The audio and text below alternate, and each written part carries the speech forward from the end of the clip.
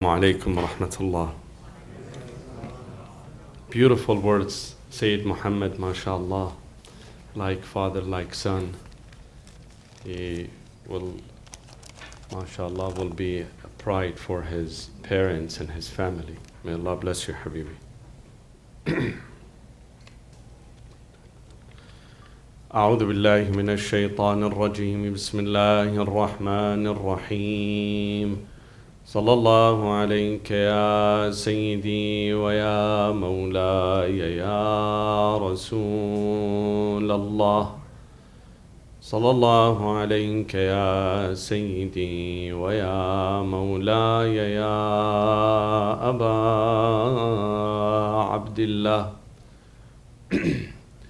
يا رحمة الله الواسعة ويا باب نجاة الأمة ويا عبرة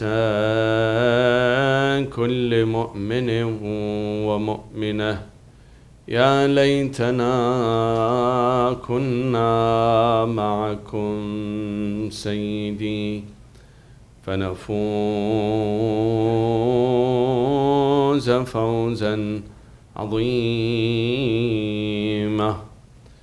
أعوذ بالله من الشيطان الرجيم بسم الله الرحمن الرحيم من أجل ذلك كتبنا على بني إسرائيل أنه من قتل نفسا بغير نفس أو فساد في الأرض فكأنما قتل الناس جميعا ومن أحياها فكأنما أحيا الناس جميعا صدق الله العلي العظيم.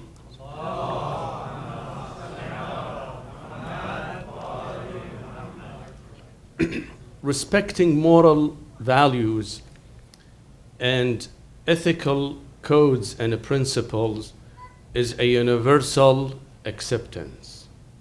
There is no religion or no religious denomination that does not exhort its followers to recognize moral values. There is no religion or faith that would condone, for example, killing of innocent people or murdering them, plundering their belongings, or stealing, mischief, any kind of negative behavior and conduct. You do not see it being praised or being part of a written command of any religion. No religion whatsoever does that, whether that religion is a monotheistic religion, such as Islam, Judaism, Christianity, or man-made religions and faith. None of those would ask their followers to do something against the human nature. There is no such thing. But the question is that why these things take place? Why we see deviation? Why we see not so many people follow or disobey their religious rulings? The problem is with the practice, not with the doctrine itself. The doctrine is immaculate. The doctrine is always asking people, exhorting them to follow the human code of conduct. For example, the verse in the Holy Quran underscores this fact that whoever abides by the rule, upholding the moral values and the ethical codes of conduct, God would reward him. Here is the ayah. بسم الله الرحمن الرحيم إن الذين آمنوا والذين هادوا والنصارى والصابئين من آمن بالله واليوم الآخر وعمل صالحا. Whether he's a Muslim, Christian, Jew, or Sabi'i, or any other religion, as long as he believes in God and the hereafter and does good. Does good, what does it mean? Meaning that he upholds the moral values. Those universal moral values is upheld, respected by any individual. Then the Almighty says, فَلَهُمْ أَجْرُهُمْ عِنْدَ رَبِّهِمْ وَلَا خَوْفٌ عَلَيْهِمْ وَلَا هُمْ يَحْزَنُونَ. God would reward them. The Almighty underscores this universal human moral value. The problem that we see is in the practice.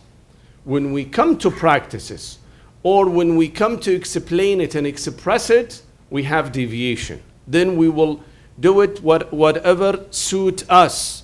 We try to make it, fit our own description of our own judgment. Otherwise, all religions always uphold the universal moral values. The ayah that I recited at the beginning is an example. The Almighty says that before you Muslims, we have prescribed to the nations before you. You see, this is underscoring one of the most important universal values, is that we have prescribed to Bani Israel this fact: whoever slays a single person with no justification, as if he has slayed the entire humanity. And in contrast, whoever saves a person, saves a single soul, again, as he have saved the entire humanity. A universal moral code to whichever a human you tell this fact, he would accept it. Whether he is a Muslim or non-Muslim, whether he believes in Allah or not believing in Allah. My topic tonight, brothers and sisters, is about Islamic bioethics, which is an interplay between the jurisprudence and moral laws. I will dwell into the topic after your big and loud salawat.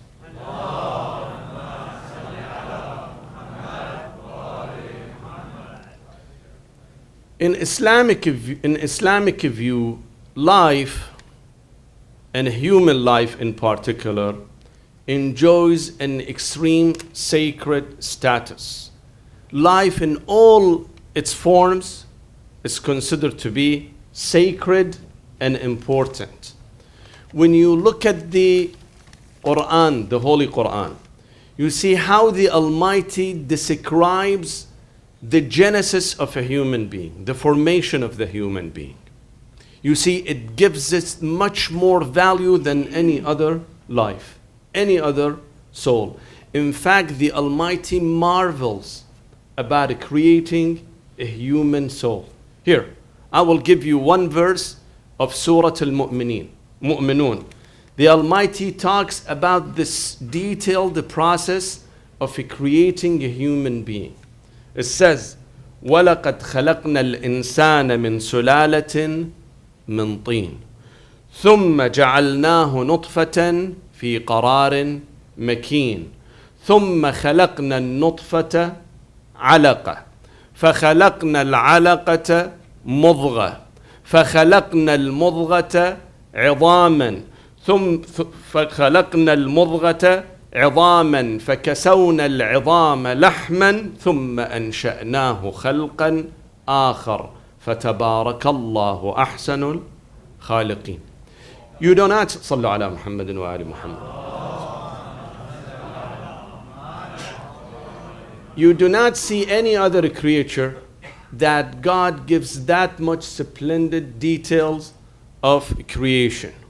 It's only human being that goes into step by step. First, from an extract of a clay, then the forming of a clot, then from that it makes a lump of flesh, from a lump of flesh it makes bones, and then the bones are furnished with and covered with flesh until it gets to its final status of a human being. Then at the end, the Almighty says, Tabarakallahu ahsanul khaliqeen.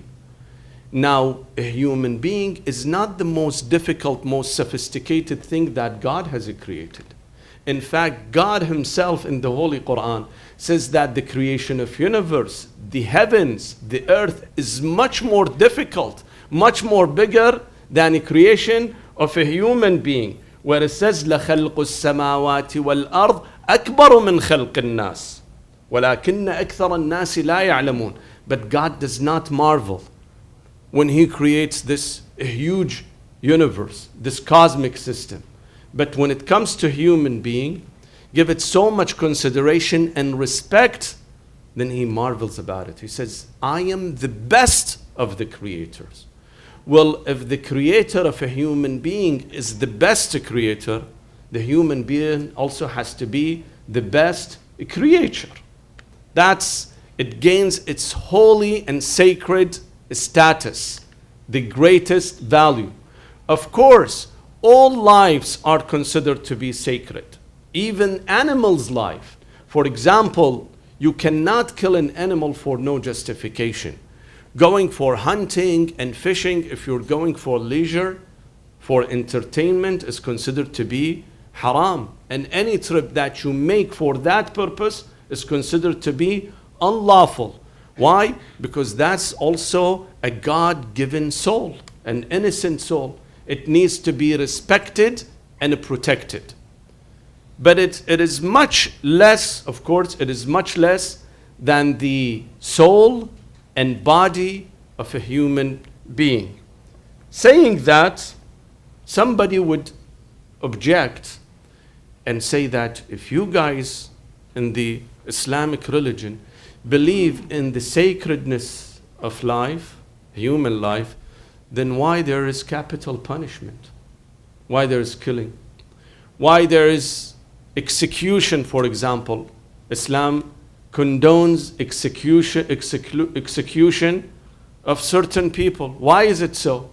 Actually, there is an agnostic poet who was complaining and denouncing this fact, saying that a hand, if it's by mistake get cut off, the one who cut it off has to pay 500 gold dinar. But the same hand, when it steals something, for as simple as a half a coin of gold, it loses the hand. The hand will be amputated. Why is it so? You see, brothers and sisters, the soul, human soul, is important and valuable as long as it is upholding those universal moral values. When it upholds the ethical laws, then it's considered to be valuable. But if it does not, if it kills people, murders people, insults people, then also it loses its value. So that agnostic poet in his poetry says, يَدٌ بِخَمْسِ مَئِينٍ عَزْجَدٍ وُدِيَتْ. For 5, if it gets cut off, you have to pay 500 gold dinars for that. مَا بَالُهَا قُطِعَتْ فِي رُبْعِ دِينَارٍ. But if the same hand steals tiny little, let's say a piece of a bread, then they will amputate that hand. How is that possible? How is this justified? Another poet replies to him, tells him, عِزُّ الْأَمَانَةِ أَغْلَاهَا وَأَرْخَصُهَا ذُلُّ الْخِيَانَةِ فَافْهَمْ حِكْمَةَ الْبَارِ. That as long as the soul, this hand, this limb this hand is following and adhering to these moral laws and codes of conduct, then it's considered to be valuable. But if it's not, if it's careless about other people's lives and sanctities, of course, by itself, also loses its value. Look at the words of Ali ibn al-Hussein Zayn al-Abidin alayhi salam. Zayn al-Abidin alayhi salam says, a life that is worthy of staying, a soul that is worthy of life in this, in this universe, is the one that is always abiding by God's rule. But by the minute it disconnects from God and becomes a posture of shaitan, it loses its value. Here it says, وَعَمِّرْنِي مَا كَانَ عُمُرِي بِذِلَّةٍ فِي طَاعَتِكَ. As long as I am humbly following your orders, in your ta'ah.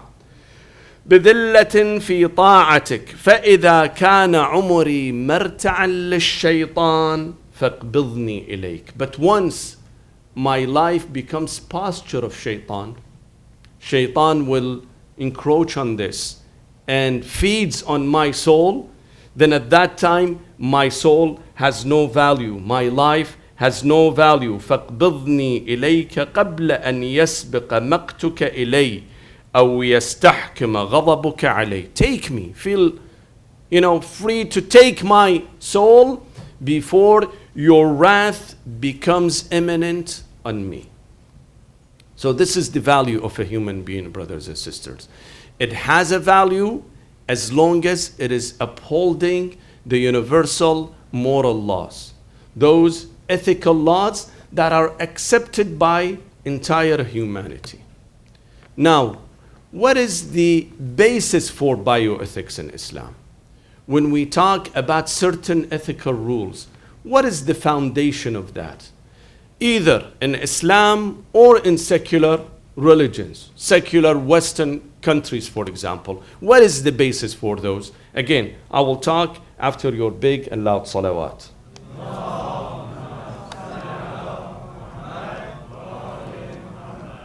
When it comes to the secular Western societies, they tell you these bioethical laws and regulations all have a foundation, and that foundation is the personal liberty, the personal freedom, individual rights. Because I am a man, I have certain rights. Based on that fact, we make laws and regulations. So out of that, they made laws and regulations that pertain to the bioethic system or to the medical system. I know this kind of little specialized term, but if you bear with me a little bit, inshallah, I will explain it further. For example, a patient goes to a hospital for a treatment. What kind of rights he has? What does it, apply to him in a Western society? They say there are 4 fundamental laws that apply to this patient. Number 1 is respect for his autonomy, meaning he is independent. He can choose the way of a treatment, the course of a treatment. You cannot impose something against his will. You cannot force him to accept, for example, this kind of medication or any other kind of medication. He is solely responsible for his own health. Therefore, he can make a choice. What you can do as a doctor, medical doctor, or a hospital, guide him and help him. So number 1 is respect for autonomy. Second is justice, fairness in the treatment, fairness and moral treatment, meaning that when you treat this person, be fair with him. If there is a medication that serves him with $50, do not give him a medication that is $150. Why? Because this is against justice. This is against fairness. The third one, it says beneficence, meaning that you do at best interest, at best way possible to serve him, without looking at his, for example, financial ability, whether he can pay or he cannot pay. Look at how you can save his life. And fourth one is no maleficence, meaning you do not start harming him first. There are doctors who, for example, due to financial interest, benefit, they unfortunately, this happens back in, in our Eastern countries. They give him all kind of medication, changing him to a guinea pig in the lab. You see how they give, guinea pigs so many medications in order to see the outcome and the result. That happens in some countries. Here it tells you cannot do this. You treat him at best without harming him. Based on that, plenty of medical laws and regulations flourished.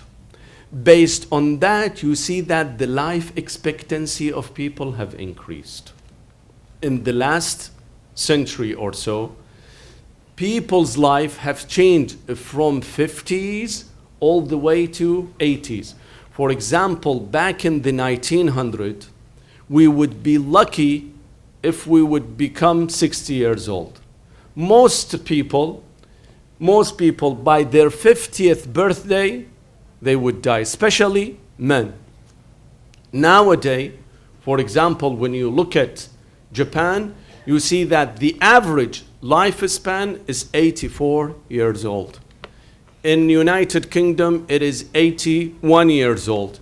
Here in this country, 80 years old. People reach, this is the average. This is the average. Meaning that there are people who even surpass 80 years old. For what reason? Because of these, laws and regulations and those universal moral codes. Of course, there were scientific breakthroughs. They were, factors, for example, the low rates of child mortality, the better management of those contagious diseases, and scientific breakthrough have played a major role. But most importantly are those universal moral codes of conduct that have helped people to have longer life. And the trend is going on. It's going to go more than 80 years, maybe 90, 100. It says that, of course, this is unrealistic, but it's, it serves the morale of the topic. It says a guy, he was 90 years old. He goes to an insurance company in New York and tell them, I need life insurance. They tell him, how old are you? He said, I'm 90 years old. Tell him, you're 90 years old and you want a life insurance? Who will give you life insurance for 90 years old? He said, you gave my mom. My mom is 110 years and you gave her life insurance. They check, they find, yes, they have given his mom a life insurance. So first they apologize to him. They tell him, okay, we're sorry. We will give you life insurance, but there are a bunch of paperwork we have to prepare. So inshallah, come Thursday for signature, and then you get, you're ready to go, good to go. He said, Thursday I cannot, I'm busy. Tell him, what kind of work you have? He said, no, my grandfather is getting married, so I cannot come on Thursday. They told him, how old is your grandfather? He tells them he's 145 years old. They say 145 years old and he wants to get married. He said, no, he doesn't want to get married, but his parents are pushing him to get married. So, believe it or not, the age is increasing. Our longevity is increasing if we uphold these moral codes. These are that I am talking about. These regulations that protect a human being, protect the interest of a human being, will get it, will get us to the threshold of 100 years or even more. We have narrations that the previous nations, the nations of antiquities, their ages were 200 to 300 years. It says that Nuh, who lived only with his own people for 950 years, his son was 400 years. Where he says, when he calls him Ya Bunayya, oh my little son. He was 400 years. So if that's true at that time, people could live to that age. Why not people at this age also can live so many years? Sallu ala Muhammadin wa ali Muhammad.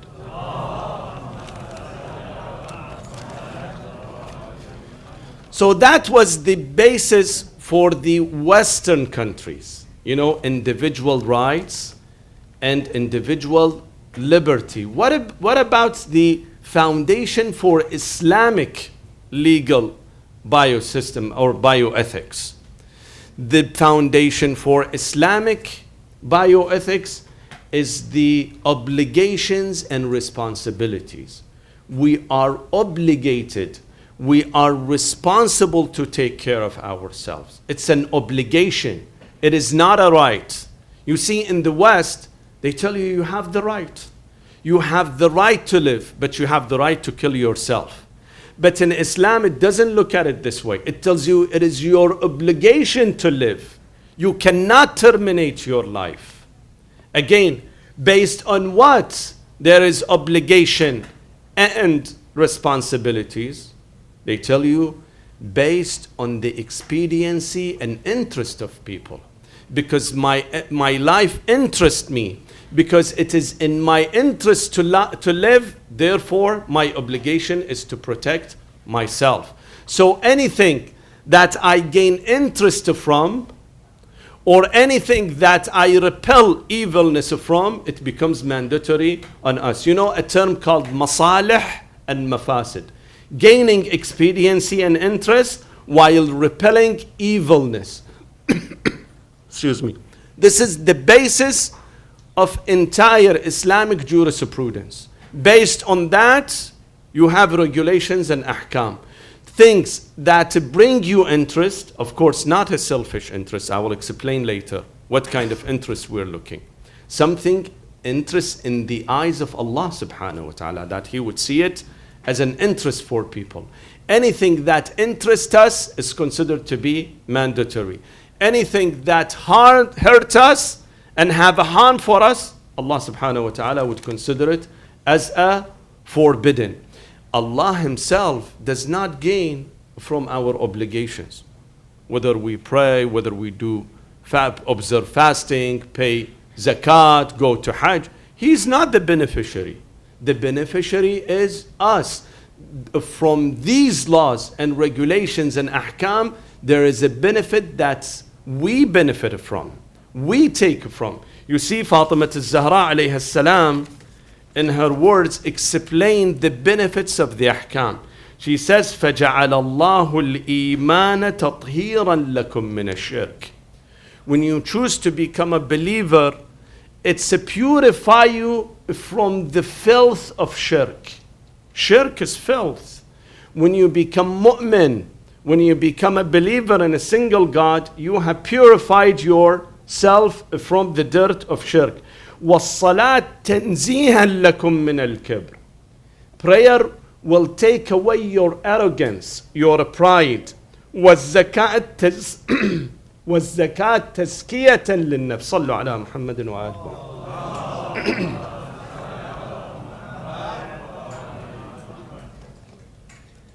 And zakat is to increase your wealth, purify and increase your wealth. وَنَمَاءً لِلرِّزْقِ.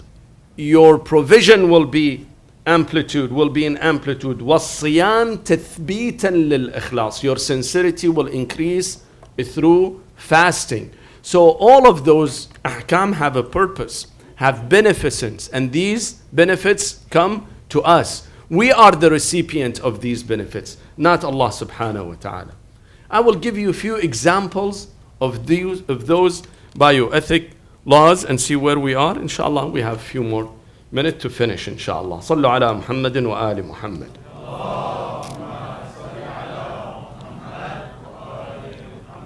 Number one, treatment of the sick. It's mandatory. The Prophet, peace be upon him, says, Ya ibadallah, تداووا فإن الله لم يضع داء إلا وضع له شفاء. Go after a treatment. Cure yourself.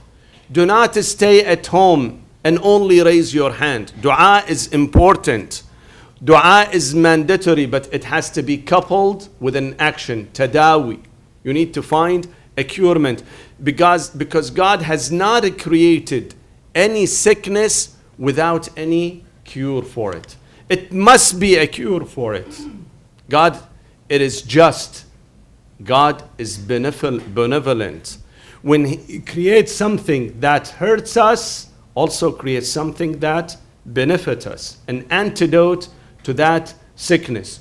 So the Prophet, peace be upon him, says that whenever you get sick, you need to go and cure yourself. Find a treatment, find a medical treatment for yourself. Now, question. Scientific advances are taking place rapidly, especially in the field of medicine, especially in the field of genetics and molecular biology. For example, we know that our heredity transfers through DNA to our offsprings and keeps changing. The DNA has all the traits, whether they are healthy traits or bad traits. They are in the DNA. Now, there are advances in scientific fields that can give you a whole readout of our traits. For example, I can tell what kind of traits I have and what kind of malfunctions I have, what kind of glitches I have. God forbid, if someone will have cancer, the genetic code can tell him. Those who are inflicted, for example, with breast cancer, they can go to the doctors. If their genetic readouts are complete, they show the doctors, tells them, here is the gene. And you have high probability of having a breast cancer or any other cancer.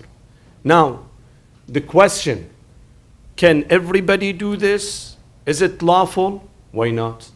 Let's have a readout of our complete genetic makeup in order to find out what will happen to us later, especially if there is an intervention, if there is a surgical intervention that can fix us and cure us. But where the problem comes from? Now, can a third party read our genetic makeup or not? For example, our employer, our medical insurance, health insurance, are they allowed to read this? What do we say? If you say yes, then tell you, remember, you said fairness and justice. This is against fairness and justice. You said that patient has to have a fair and just treatment. But the minute a health insurance look at your genetic makeup and tells you, oh, you're going to have cancer in 2-3 years from now, why should we give you, for example, insurance? If you say, give it to them, they will not give you insurance. If you tell you no, if you don't, only you're the person who have this information, then there are people who can game the system. Right away, they go get an insurance, get a very good, strong and life insurance and health insurance. God forbid something happens to them, the insurance will pay millions of dollars. Where are we here? If you go this way, some people will be hurt. If you go that way, another set of people get hurt. I don't have the answer. Don't look at me. I'm just telling you where are the dilemmas, where are the problems in this. You see, brothers and sisters, medical knowledge by itself doesn't have any intrinsic value. By itself does not have any value. But when you apply it to a certain field, at that time the issue of ethics and moral values shows up. Imagine the fireworks. The fireworks that we see every day, every night on Disneyland. These fireworks, first of all, make us cheer up, light up the skies. We become happy and excited to see them. At one point, you use them in your advantage. But the same chemicals that causes this firework also can cause killing, because people can change the composition and make it a dangerous explosive that innocent people can get killed. So it depends on the application. How do you apply it? Where do you use it? If you use it for the sake of people, it is considered to be good. But if you use it against the people, then it considers to be haram. So this is one example. Another example, when it comes to reproduction, Islam tells you that there is no way of reproducing other than the institution of marriage. It should be within the boundaries of marriage. Why? So the parents will have the responsibility and appreciation of the life of the kid. They should have responsibility to raise this child.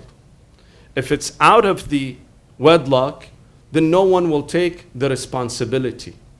The life of the child must be appreciated and respected. Therefore, the responsibility lies on the shoulder of the parents. Whenever there is a legal engagement in the form of marriage, they will appreciate life. They appreciate this responsibility. This is it. That's why Islam consider reproduction has to be within the boundaries of marriage. But what about abortion? Again, Islam tells you abortion is haram. You have the right, you have the opportunity to stop a pregnancy, not to start a pregnancy. You know, you can do family planning.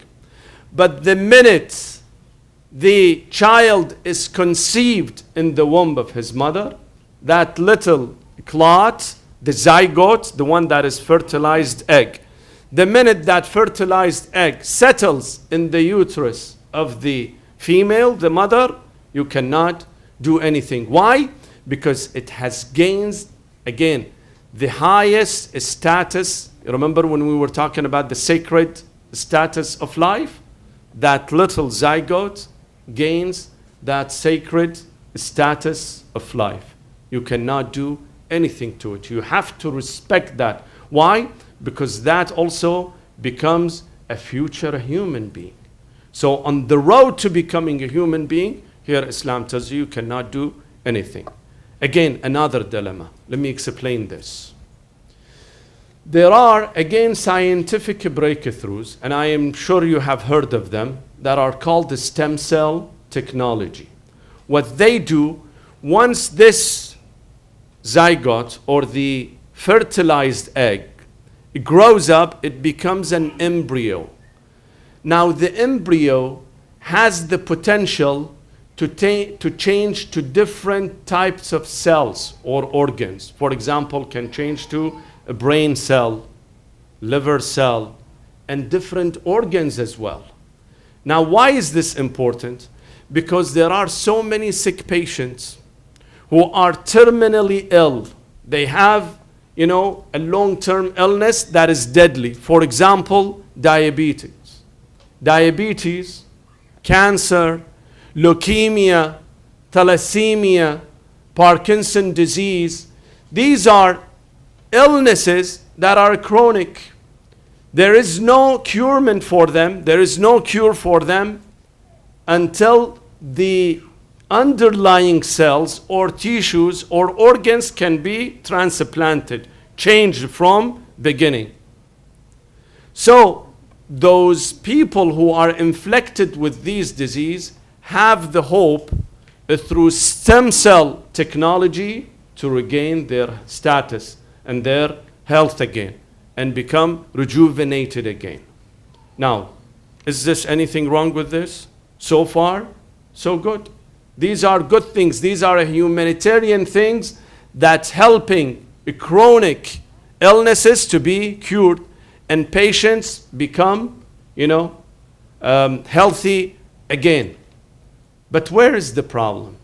The problem is that this fertilized egg, once it becomes embryo, an embryo can be changed, potentially can be changed to different tissues in the body, for example, liver, brain, kidney. At the end, this embryo that is happening to be in the future will become a human being has to be destroyed. So that embryo has to lose its own biological effect, by its biological significance. Do we kill this embryo or not?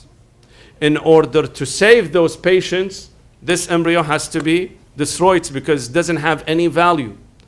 Otherwise, you cannot cure those patients.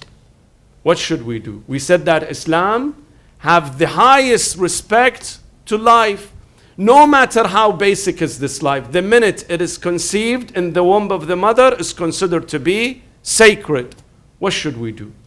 If someone who believes in sacredness of life, at its inception, it's the beginning of it, it's considered to, it tells you, you cannot do this. And here, as you see, it's a big argument and debate in the Christian world before Islamic world. You see, the world of Christianity are against it. Not even the Muslims. But again, this is left to the wise jurist, to Islamic jurist, who can have some maneuvering, who can see the situation, each case by itself. I tell you a personal story. One of our relatives who was infected with thalassemia. Thalassemia is a disease that kills blood platelets. And by the age of 25, the patient dies. Recently, they have used the stem cell technology and it cured him. Now he is recuperating. He's getting better and better. Well, this life have been saved, but a few of those embryos have been killed. Where does Islam stand on this? Again, I don't have the answer. I'm just telling you where the problems are. Again, I say that this is left to a jurist, a wise jurist who can decide and look at each case by itself. Sallu ala Muhammadin wa ali Muhammad.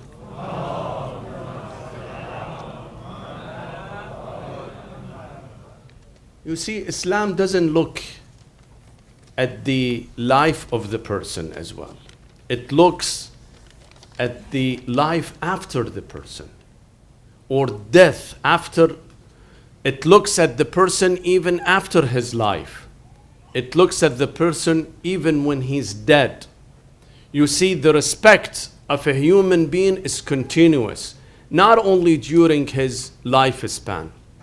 In fact, Islam probably puts more emphasis and more respect to human being after death. Again, another example. Cornea, it's the outer layer of the eye. Many people who have a blindness is because of the cornea. Now, cornea is authentic, meaning it is real. It cannot be synthesized. Therefore, anyone to have a transplant of cornea, they should take it from a deceased, someone who's dead. They remove the cornea and then do transplant on his eyes to gain his vision. Many of ulama tell you cannot do this to a Muslim body. Why? Because Muslim body has respect, has gained respect, has sacredness. You cannot hurt him. The person who's dead, you consider him as alive. There is no difference between the two. Therefore, you cannot take any body organ from him. You cannot remove the cornea, for example. You cannot remove the liver, for example. Especially if that thing does not contribute to his life. Blindness is very bad illness, but it does not kill the person. So the ulama tells you, even if the person is blind, you cannot desecrate the body of a Muslim in order to save someone else. I am not telling if this is correct or not, but I am telling you how they are looking at the holiness of the body of a human being.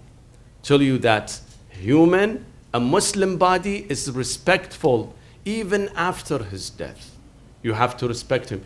When he dies, you cannot remove anything from him. Even his hairs you cannot cut.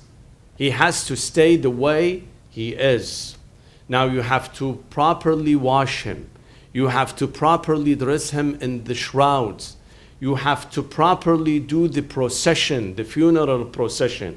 It is highly advised that you do not carry the coffin in a car, in a coffin car. It is happening here in the West. Tells you a human being have to put the coffin on their shoulders and walk through procession.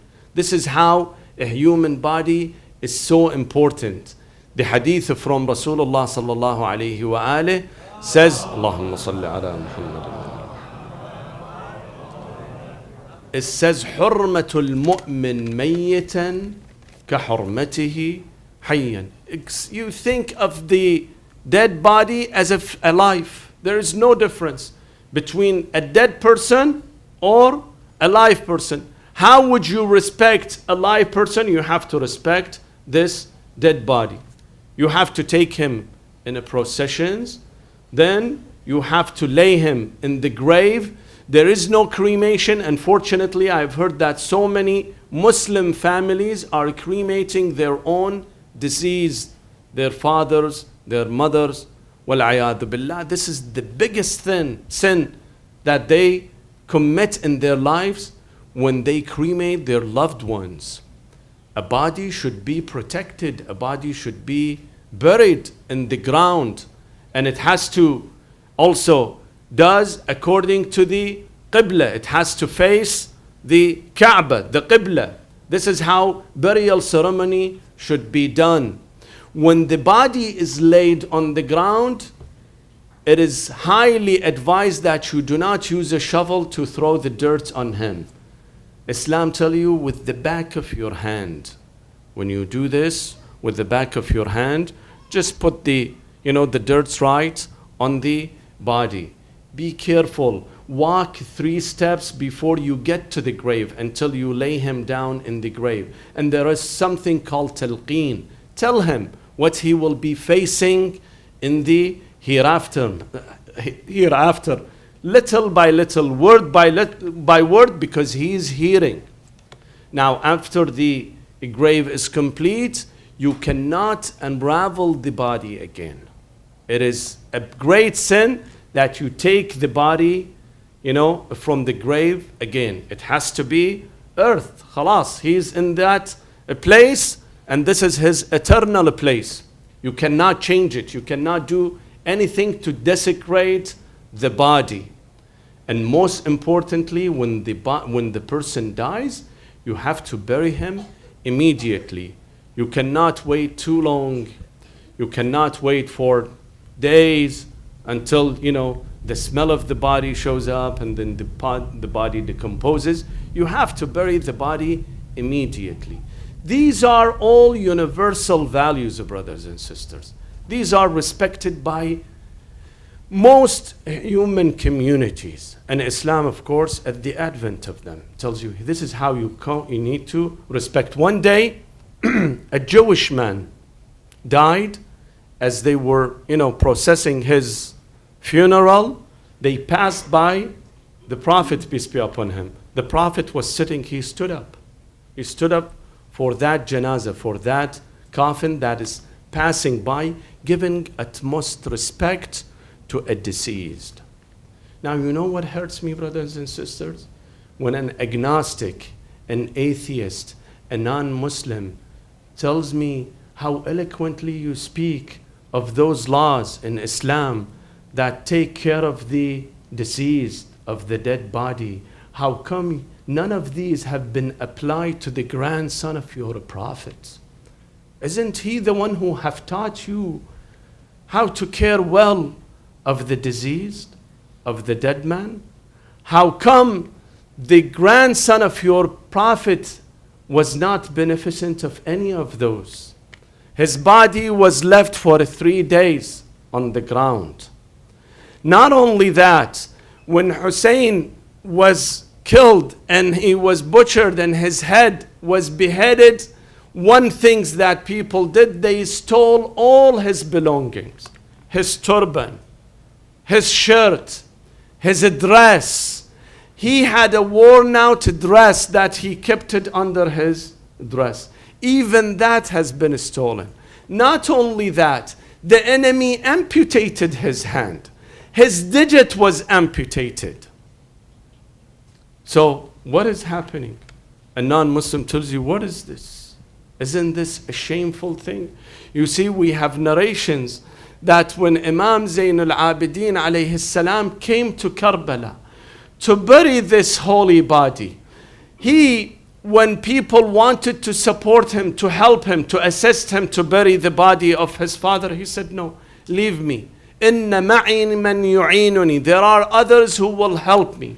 The narrator said that once in a while he will bend over and pick something from the dirt and he pulls it all together in one rug. As they would look, they would see it is the hand of his father.